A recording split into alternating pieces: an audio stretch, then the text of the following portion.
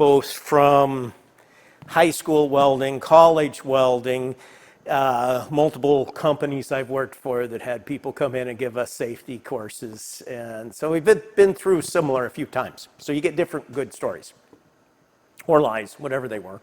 But you believe them anyway, so. But Guy was talking about some firemen at a place in Canada. I don't remember where.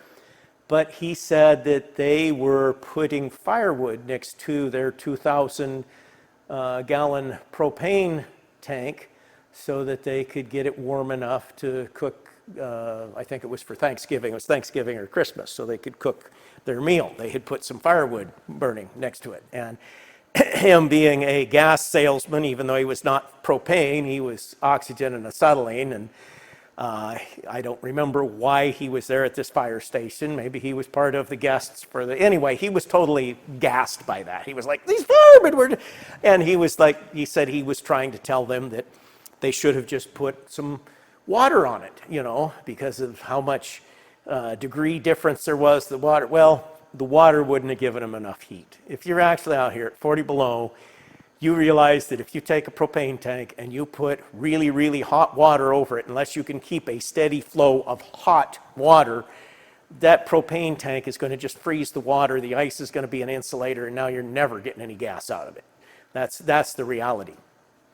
Part of why I mention this, if there's some of you out there that are really into math, and especially if you are at a university setting where you teach an industrial math course, I would love to see this one out there.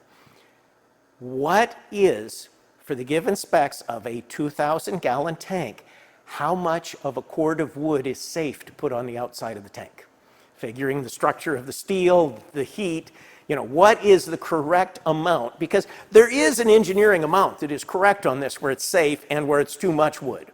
And I imagine the firemen probably didn't really put too much wood on it, but water is not the answer. If you've worked and lived in the Arctic, you know that water is not the answer for this. If you just pass through, you can think that it is, it's not.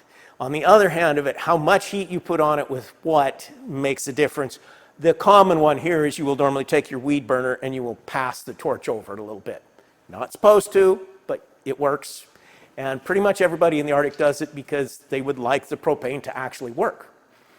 The one I used to like is when I would be running a weed burner, I'd have, this one is not so quite so good for in a tube, but the smaller ones that are similar to this, like this is probably 125,000 BTU. You'd get the 500,000 BTU ones, are just bigger, same design generally.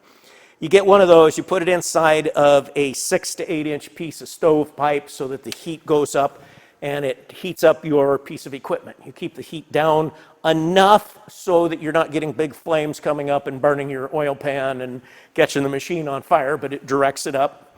And you say, why do you do that? You're out somewhere where there's no electricity.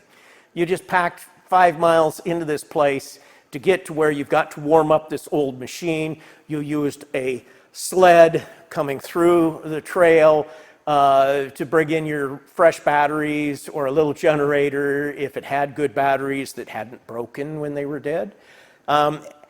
You want it to go, and you're using what you have got. You don't want to drag in more equipment. You want to get it going so it can warm up and so you can get it out of there. Anyway, so you'd have the pipe setting here, and I would normally put it so that the pipe is here and this is getting heated from the outside of the pipe, and that way I could direct a little bit how much of the heat went on the bottle, and it would stay pretty consistent at a reasonable amount without putting real high heat directly on the bottle.